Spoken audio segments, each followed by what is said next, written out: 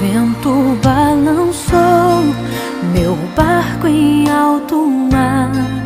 O medo me cercou e quis me afogar.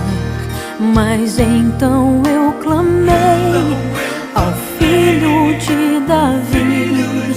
Ele me escutou, por isso estou aqui.